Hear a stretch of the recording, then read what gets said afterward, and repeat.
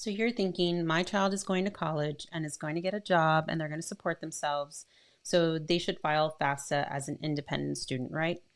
So this is a question that I hear all the time. And the answer is no, that's not how this works. So here's the thing. That's a very common misconception. It's a widespread assumption that costs families thousands of dollars in financial aid every single year. In fact, I'd estimate that dependency status is one of the biggest and major issues that families experience when they're dealing with financial aid. So this can cost families thousands of dollars in aid with this misconception. So today we're here to fix that. We're going to break down FAFSA, which is the free application for federal aid, and the Student Aid Index, which is referred to as the SAI. It is the number that drives everything with financial aid. So last two episodes, we've talked about the cost of college, and now we're going to go into in-depth FAFSA so that you understand it and you know how you can control it, what you can control, and what you can't control. So let's get to it.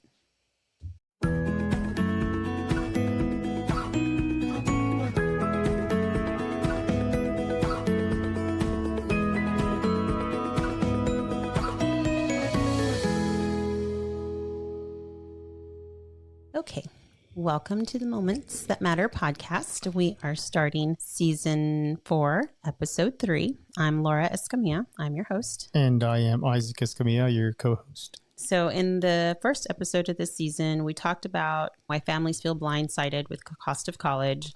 And the second episode, we talked about financial aid offers and how to decode them, what to look for. And in today's episode, we're going to talk about FAFSA.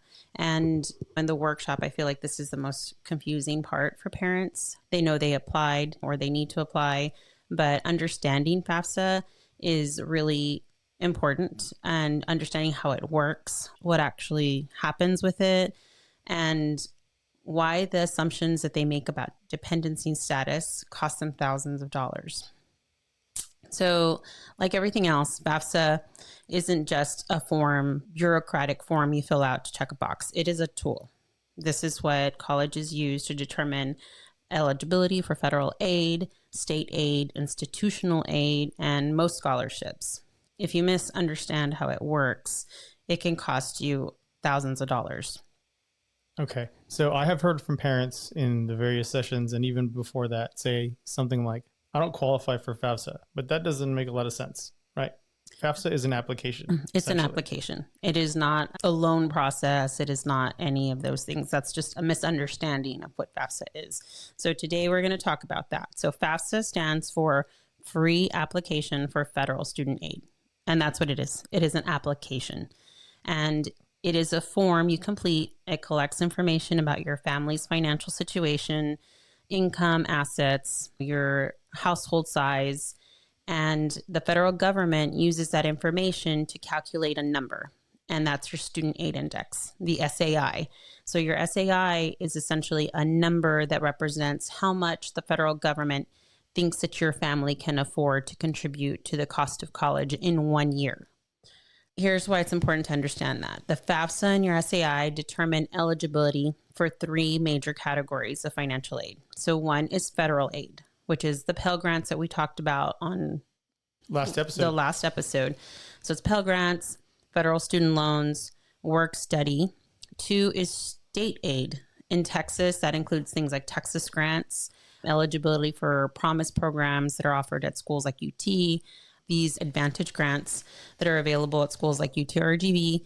And this is something we're going to focus on in the next episode, but you need FAFSA filled out in order to see if you qualify for these programs. And then institutional aid. So many colleges use FAFSA information to determine their own need-based grants or scholarships. So the money they have from endowments or other scholarships available, they use FAFSA too.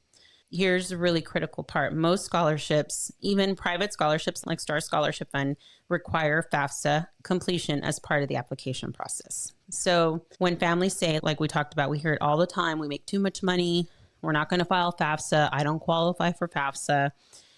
Where a family might not qualify for Pell Grants, that's true. You might still qualify for state grants or institutional programs, work study, and then federal loans.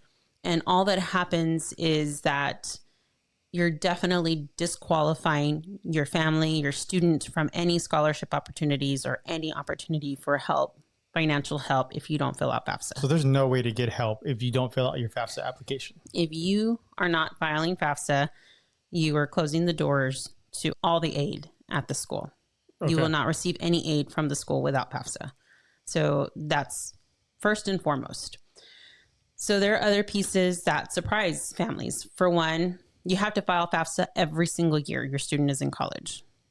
It's not a one-time thing. And your financial situation might change. Maybe you have another student starting college, experience job loss, your income goes down. All of these things are reassessed every single year. So you have to make sure that every year you're filing. You can't assume that you did it once and it's not going to happen again, because that aid goes away. They estimate aid, right? Like we talked about the financial aid package last episode. Yes. They estimate it, and that estimation is also based on you doing your part and filling out FAFSA every single year. But if you don't do it, that goes away. Okay. So they need it on file. So colleges reassess your aid eligibility every year. So if you don't file, you don't get any situations reconsidered. So let's talk about the student aid index. So FAFSA collects your financial information and they produce this number called the SAI. So the SAI formula considers your family's income, right? This is the biggest factor. The formula looks at adjusted gross income from your tax return, and it makes some adjustments. For example, it excludes anything like 401ks, retirement, and that type of thing. Your family's assets, so this includes savings accounts, investment accounts, real estate, other than your primary home. Your primary home where you live does not count as an assets, but if you have rental properties, that kind of thing, and any assets of Those that nature. Yes. Yeah. It does not, again, it does not include any retirement accounts like 401ks or IRAs, and it does not include any equity in your home. So any home you're living in, it does not consider that. It does ask for your household size and such, and because that is how it formulates if you make enough money, like if you make enough money for a family of 4 or what have you, or if you only have one child, it calculates that. It used to ask for the number of children in college to calculate, but that changed recently with the FAFSA application. It no longer takes that into consideration. However, note that there are some schools that will ask you for additional applications that would consider that if that's a really large component of your situation. Okay. Do you know what that application is called? Yes, it's called the CSS. CSS. Yeah, okay. So the profile. So not every school asks for it. Mostly private schools ask for that, but that is a consideration for that. So when we're looking at the SAI, you should know that if your SAI is low, negative 1,500 to about 6,000, you'll likely qualify for the maximum Pell Grant. Now, every year that number changes, so don't put it in writing, but it's about there. Currently, the Pell Grant is at $7,395 maximum. So unfortunately, you're never going to be in a position where your student gets a Pell Grant that covers all of their costs. There's a max every year that they can qualify for. Okay. You'll be eligible for significant state and federal aid if you're Pell Grant eligible in that range. Okay. So if your SAI is moderate, like 10,000 to 30,000, you might not get Pell Grants, but you still might get some state grants, institutional grants, work study, and of course, student loans. There is a middle income type of bracket. And if your SAI is high, 40,000 and above, you probably, again, won't get any need-based aid, but you should still file FAFSA. This is where parents start saying, we don't qualify for FAFSA. They have a high income and they're not going to get the free need-based money, but it is required for federal student loans and it is required for most scholarships. And some colleges, again, they have their own merit aid, which is you're earning the scholarship. It's not based on need. They need the FAFSA on file to consider you for a merit-based scholarship. Okay. Even if your situation changes every year. So by excluding yourself from a FAFSA application, you're excluding yourself from a whole lot of opportunity Right. get the money that your student needs to cover the cost of attendance. Let's just use an example. You don't receive any aid, but somewhere in the process, your financial situation changed. You can't go and say, now I need financial aid and contact financial aid office and make those changes if you don't have FAFSA on file. Like nothing can be done. You would have to wait for the next cycle year and apply. the following year. Right. And the thing is that the FAFSA application, it's best to do it early. There are timelines that the school requires. So you can fill it out any time of the year, but that doesn't mean the school has the money to give anymore. Right. They usually award those monies in cycles. Right. So you want to line yourself up on one of those cycles so that your student can get the money they require before they start. Right. And so if something changes, you never filed FAFSA and you're like, now I'm going to do it because now I need it. You know, you're excluding your student from a lot of aid that they could potentially get. So it would be best to always have a FAFSA application on file every year. Right. And you can go back to many episodes where we're talking about FAFSA, and I've always said it's best to have it and not need it than need it and not have it. It does not adversely affect you to apply. Right. Not at all. So when families are going through this and they're looking at their SAI, so keep in mind that the SAI is an estimate of what you can pay per year, right? The government doesn't actually know that you have this money. That's just an estimate that everybody's calculated on the same information, and this is their best guess. So let's say your SAI is $15,000. That doesn't mean that you're required to pay $15,000, because honestly, depending where your kid goes to school, you could have to pay more or less if they get a lot of aid, merit aid, or what have you. So this is just an idea of what can be done. It's not a mandate, right? It's not, this is your number, this is what you have to do. Right. So this is just an idea to keep based on the information you provided. So colleges use your SAI differently. So some schools meet 100% of demonstrated need, meaning that if their cost is $50,000 and your SAI is $15,000, they'll offer $35,000 in aid.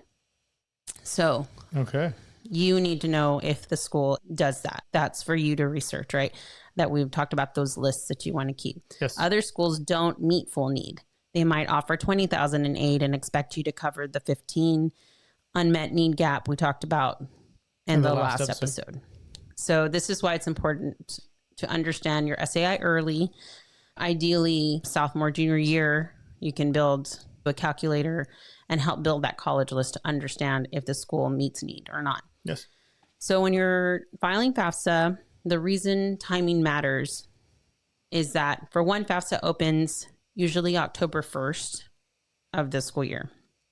So for 26-27, if the student's a senior, they should have already filed FAFSA. They should have already applied to FAFSA. And luckily, our school counselors are very good about holding FAFSA nights. And it is, in Texas, a graduation requirement for seniors. So they need to file FAFSA. There are waivers that can be done if parents really going to fight it. But for the most part, it should already be done. So FAFSA opened October 1st. If your student is a high school senior now, again, it should have already been filed, and you should already know what your SAI is. You should have already gotten your submission summary. Yes. And gotten that process. So if you haven't heard back, it hasn't been processed, go in and check the account, make sure that you don't have any pending documents or anything lagging behind, because at this point, that information should already be complete. Available to you or sent to you. So if you're a high school junior, you're going to graduate in 27, this fall in October is when they'll start applying. 8 months from now, they'll start to file FAFSA. So understanding their SAI now is important. So, and of course, if they're a sophomore, freshman in high school, the earlier you start to understand, I would hope that most people's financial situations are consistent, you know, so you can get a good idea at least of what your SAI will look like. Mm-hmm. But understanding early matters, and every state's different, where you live, where you're going to go to school. All of that stuff's important to understand. So in Texas, the priority deadline for state grants is typically January, maybe February, but early in the year. So it's just a few months after FAFSA opens. So in order for you to get considered for the grants and scholarships that they're processing for federal aid, you have to already have it done. So it's important that it's done early. And if they don't file FAFSA their senior year until March, they're missing the federal deadline and the institution scholarship money and that type of thing. That's Missed So, opportunity. right, you're at that not point. disqualified, but there's less aid Right. and less opportunity. So timing matters with everything. Right. So again, filing FAFSA in October versus April, it doesn't change anything. So you might as well just do it. So FAFSA uses prior year tax. So you can't say, we're going to wait, we haven't done our taxes yet, and that kind of thing. It was like that when we were younger. Like, I need to file my taxes, then do FAFSA, but that's not the case anymore. So FAFSA uses prior years. So for this cycle that you started filing in 25, it Right. used 24 tax return. Okay. So for juniors now, they would use 25 tax returns. So that stuff should already be done. So that's not a reason to not do FAFSA. There's no reason to delay. Right. The work has already been done. So yeah, there's no reason to wait. Just file FAFSA as soon as it becomes available. And again, it's usually October 1st. Check the deadlines. 1 year, it was December, but that was because they were changing FAFSA. But normally it's October 1st. Yes. So if your financial situation has changed significantly from 24 to now, maybe a job loss, major medical expenses, any hardships of that nature, you can contact the school's financial aid office. So there's forms available to fill out. They're called loss of income forms, which will prompt a process called professional judgment. And that's when the financial aid office manually adjusts your information after they review what you've submitted. So there are, when you're thinking like, oh, they're using 24, but this happened and this happened, and it's not accurate. After you filed FAFSA and it gets to the school, then you reach out to the school your student is going to make adjustments. Okay. So you don't do it for FAFSA. You don't wait for FAFSA to fill it out or fight it on FAFSA. Fill it out. They're going to pull the information. And then at the school, you go and you have to make that adjustment. That's good to know. So you have to file FAFSA before you can appeal FAFSA, essentially. Yes. Right. So filing FAFSA sometimes feels intimidating. Luckily, the process every year, they try to make it a little easier. It is definitely easier now than it was, Maybe when we filled it out. Yeah, or even when Skylar, our oldest, Back first in year. 2017. Yeah. So Now, big just for difference. clarity for everyone listening, this is not a paper form at all. No, This it's is an online form, Mhm. and you fill it all out online. And there's a component where you need a parent's email address where you'll have to send your parent an invitation. an Yeah. invitation, and they will fill out their portion of the form, and then the government will Put it together. Right. Yeah. So the parent doesn't see the student side and the student doesn't see the parent side. Okay. So the parent will need the social security number, a driver's license number when they're getting ready to fill out. And of course, information on their assets, their balances on their savings, and those kind of questions are in the application. Mhm. So for the student, they'll also need their social, a driver's license if they have one. If they filed any tax information while they were young, all that they'll need to have that up front. So now the easiest way to complete FAFSA is using their IRS data retrieval tool, which automatically pulls tax information directly from the IRS to FAFSA. So this reduces errors. It speeds up the process significantly, but you have to give FAFSA permission to do this. Okay. So you have to give FAFSA permission to access your IRS records, and it populates that tax information automatically. You don't have to manually enter income or deductions or go look through your W-2s and figure anything out. That's how it used to be. We had to figure out certain numbers and make sure they're matching. So when they did pull and look at it and confirmed, it all matched. And now that it just automatically pulls, it takes away those errors that can happen. It leaves it all up to the system itself to pull the numbers, and there's no room for a human error as Right. far as the parent or student side. Right. So the thing that does happen, though, is that if you deny FAFSA access to the IRS and you choose to enter those numbers manually, Yes. of course, you are opening yourself up to errors, but most likely your student will be picked for a verification because they need to verify all the data. They will not be eligible for a lot of aid without you agreeing to that because they don't know if the information is accurate that you're providing, and it's a long process to verify everything. And I know a lot of parents are like, well, I don't want them to have my tax information or to see everything. But it is the U.S. Department of Education that does FAFSA. They're just asking your permission to make it easier for you. Right. So just allow them to use it. It'll go a lot smoother if you allow it. You'll avoid a lot of issues. And sometimes I have seen families try to like game the system and report less income because their income has changed and all that kind of stuff. Again, if your income legitimately changed, file FAFSA and then contact the school and make those changes legitimately. Right. There's a form for that. Right. Don't try to now enter information that doesn't match, because the second it doesn't match, you've flagged your student's application and you've hindered their ability to get financial aid. So high school seniors right now, if they haven't filed FAFSA, do it now, like today. Like as soon as you are done with this episode, go file it. That would be a great idea. Yeah. They'll need to create a FAFSA ID, username and password, that type of thing.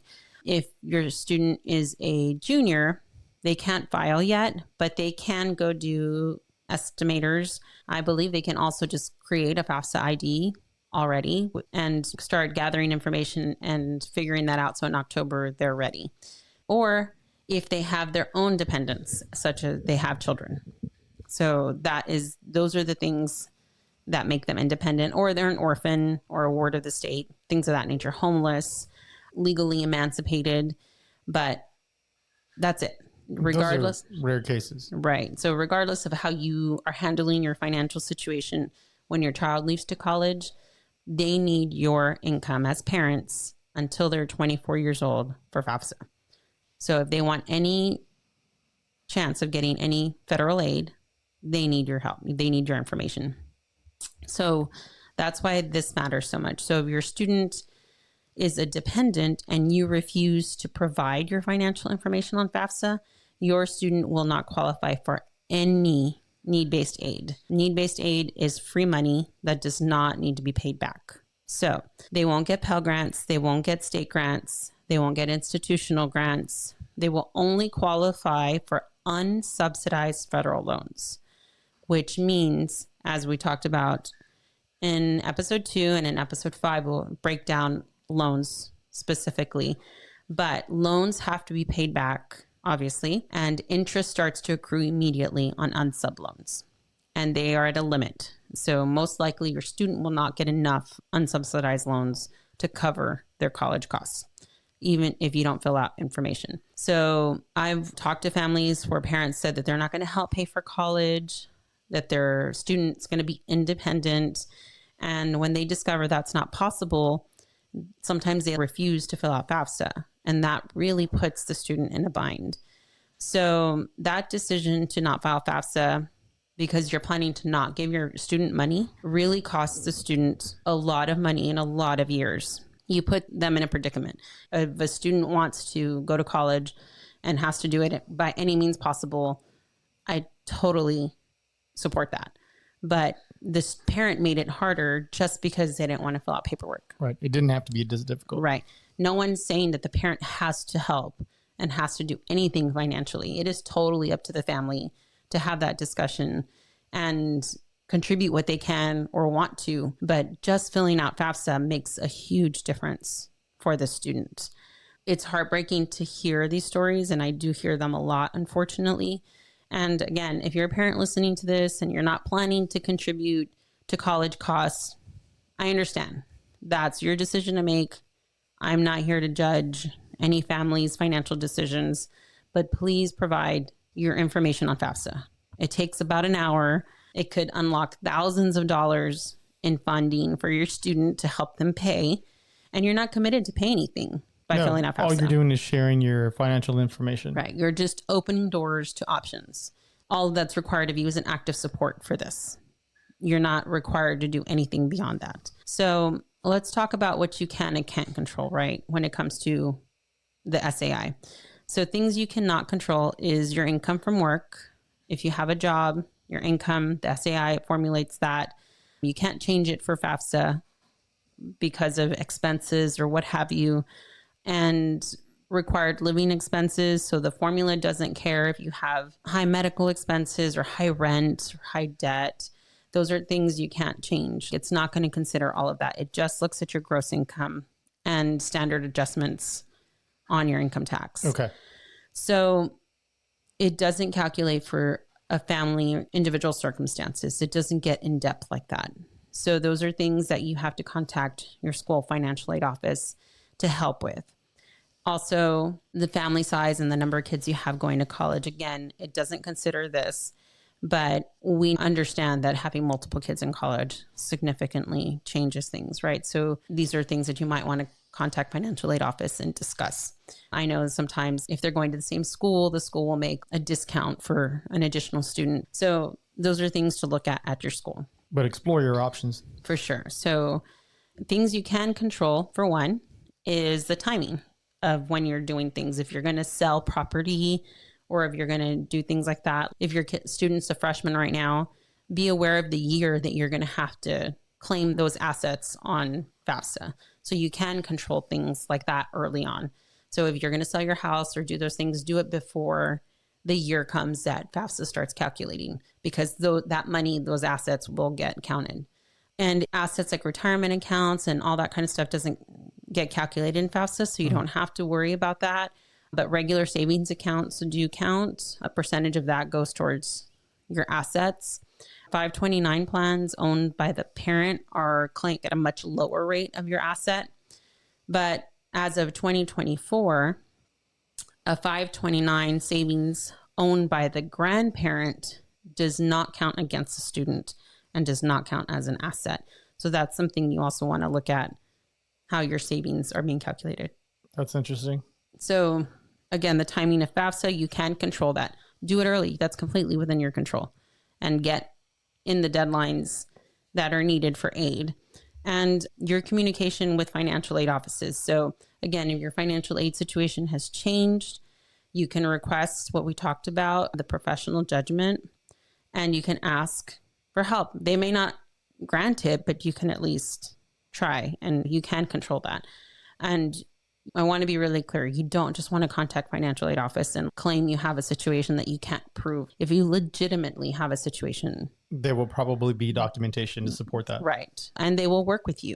They're not there to make life difficult for you. So what we want to talk about with special circumstances and professional judgment is that if your financial situation has changed significantly, that is done at the school, not through FAFSA. So it'll take that information, and those circumstances are, again, job loss, significant reduction of income, a death of a parent or spouse, and of course, I hope that does not happen to anybody. Of course. Divorce, separation, major medical situations not covered by insurance, natural disasters or emergencies. Again, if a sibling started college also, and that needs to be considered. So you can contact financial aid office and request it. They will obviously have you fill out forms and have you prove the situation before they consider it. But the sooner you do that, the better. So this is what you need to know about that. Also, you as a parent, regardless of your situation, financial situation with the student, and this is where it gets a little upsetting for parents, that yes, they're your dependent and you're required to fill out FAFSA. But when it comes to the school, they are an adult and you can only make certain requests from the school. The student has to be the one to contact financial aid because they are an adult. The parent can't just call and request information. There are certain guidelines through FERPA, federal guidelines. The school cannot disclose just any information to the parent. So there are forms that have to be filled out. So what if the student has a parent disclosure form filled out on file with the university? Can they do that? Yeah. So most schools have a form authorizing the parent to call and ask questions. So without special permission, the parent can make certain requests. They can ask about the deadlines. They can ask about the process, how to complete forms, where to find forms or documentation. Right. Publicly available information. Yeah. General requirements for programs, how financial aid works at that school, that kind of stuff.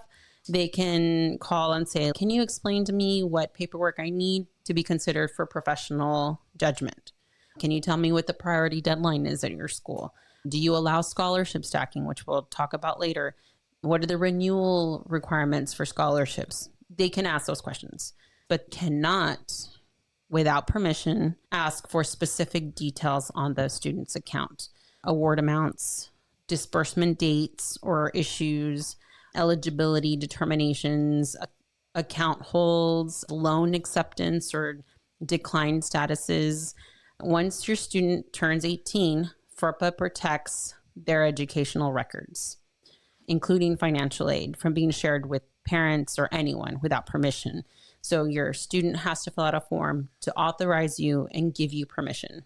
But the student has to give you permission for financial aid to discuss specific information.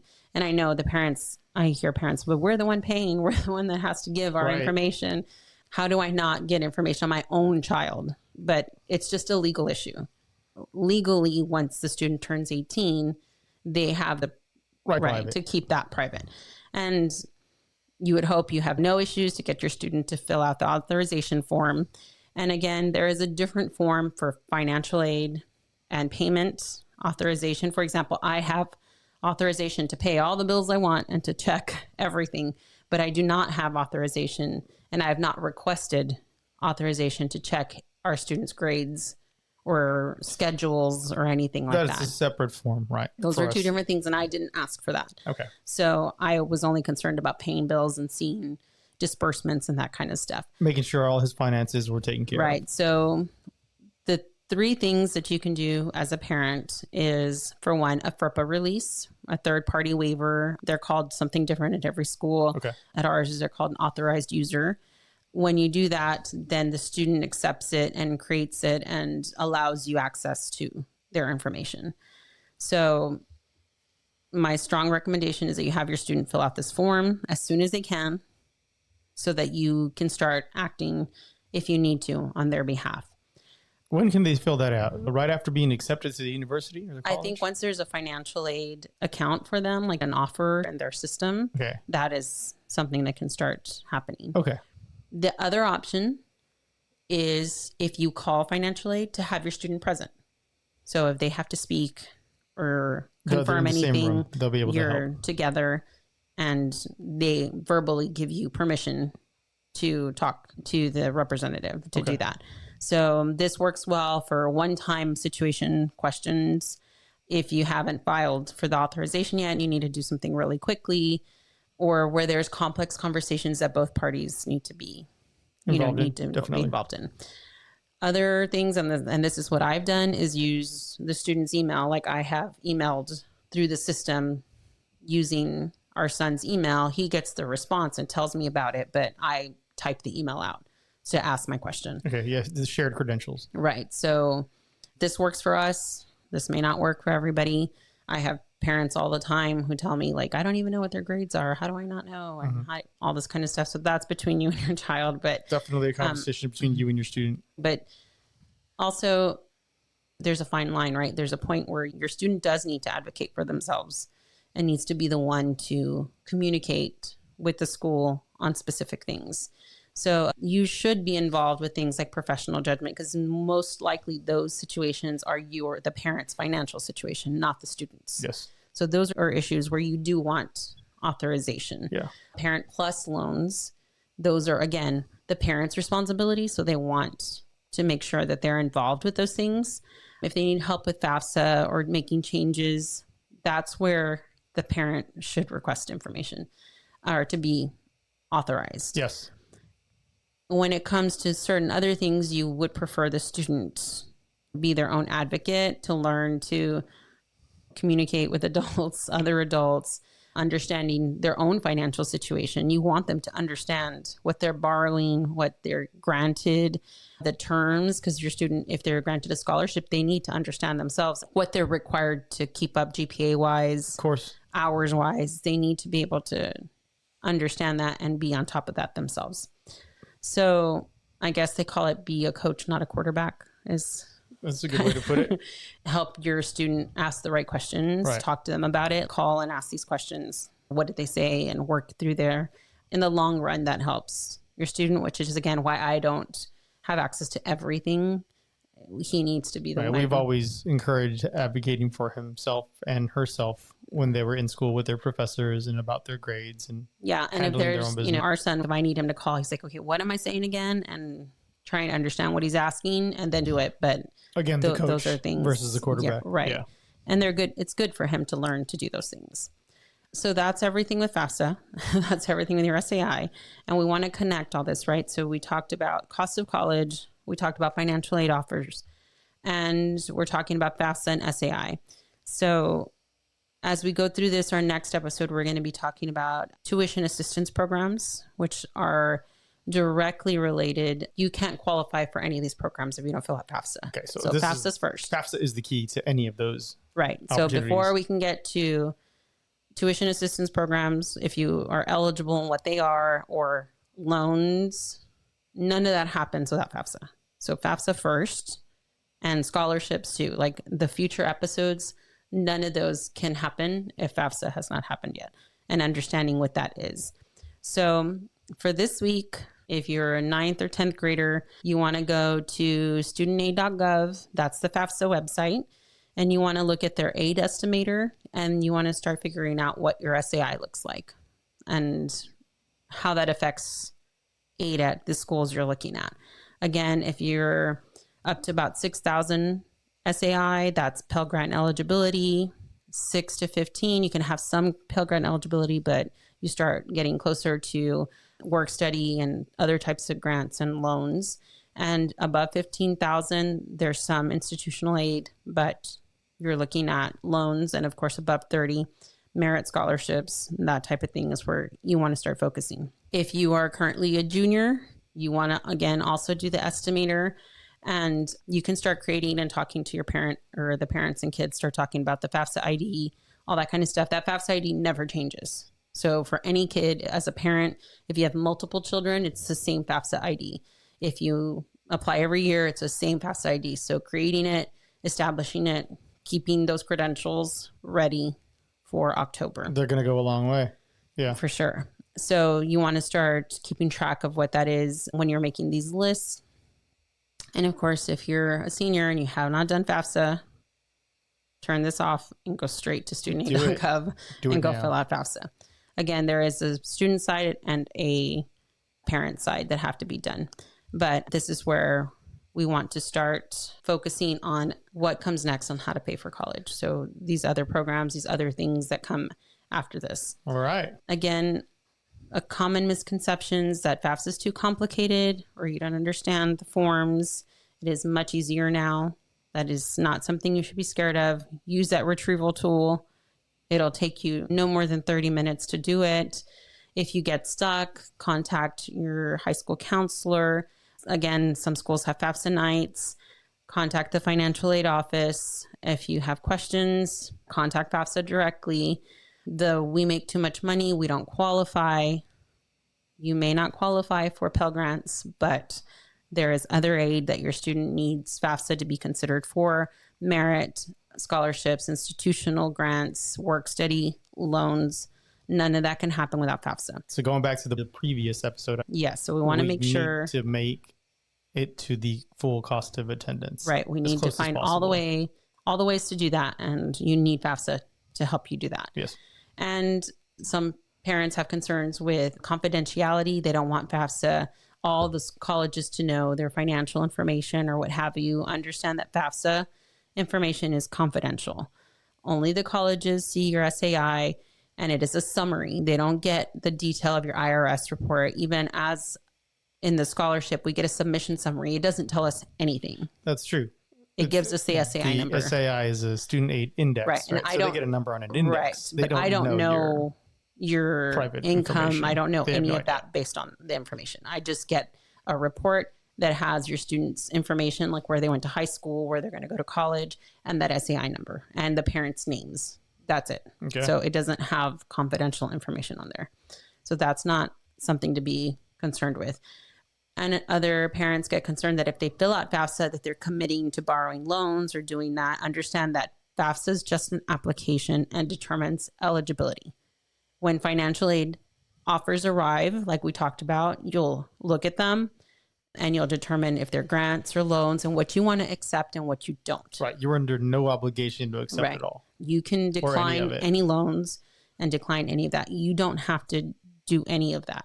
You can decline it. It requires your acceptance for loans to go through. So filling out FAFSA does not commit you to anything. So if your situation is complicated, divorced, self-employed, blended families, all these really complex issues that do exist, FAFSA is built to understand those situations. There are rules for everything.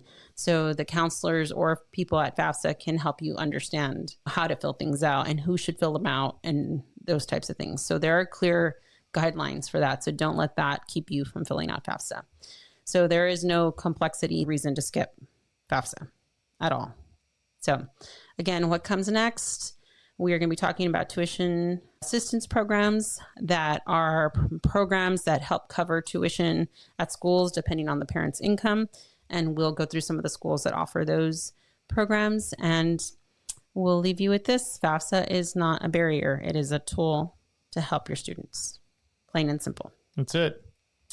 We'll talk to you next week. All right. Don't forget, if you're watching on YouTube, like and subscribe. That really helps everybody out. And thanks for listening.